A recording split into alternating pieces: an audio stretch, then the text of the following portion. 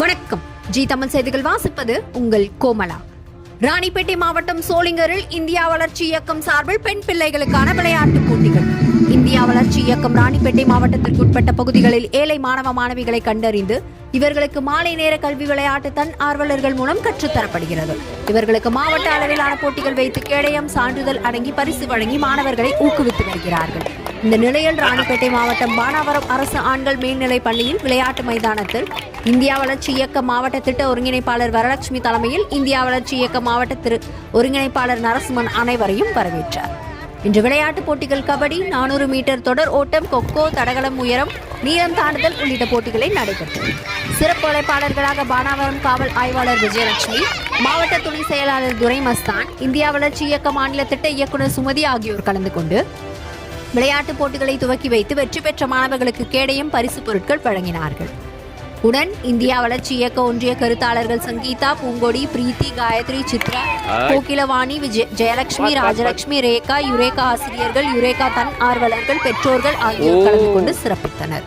இதில் பழங்குடியின மாணவிகள் 39 பேர் உட்பட 150க்கும் மேற்பட்ட மாணவிகள் கலந்து கொண்டு விளையாடினர்.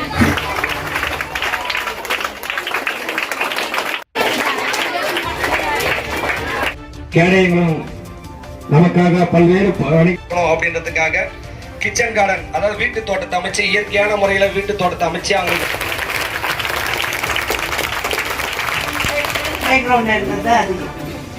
இது வந்து நான் ரசிச்சு எடுத்த ஒரு ப்ரோக்ராம். என்ன மாதிரியே நிறைய பேர் இருக்காங்க. லாங் ஜம்ப் குதிக்கும் போது நான் என்னுடைய பாஸ்ட தான் நினைச்சேன், நம்மளும் இந்த மாதிரி நிறைய பவுல் தான் பண்ணிருப்போம் அப்படின்னு. பவுல் ஆனவங்க கஷ்டப்படாதீங்க, நிஜமாவே பவுல் ஆனவங்க நல்லா ஜம்ப் பண்ணாங்க. வெற்றி வாய்ப்பை இழந்தவர்களுக்கு பாராட்டுதலை தெரிவித்துக் கொள்கிறேன்.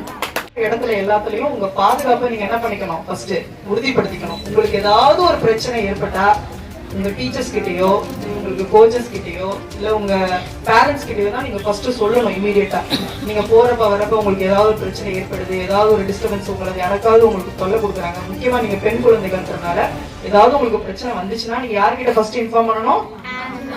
பேரண்ட்ஸ், ரெண்டாவது டீச்சர்ஸ். கோவிந்தாண்டல்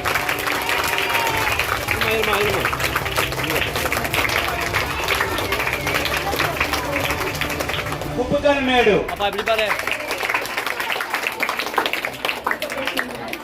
அப்படிங்க வாங்க, அண்ணா எடுக்கிறாரு.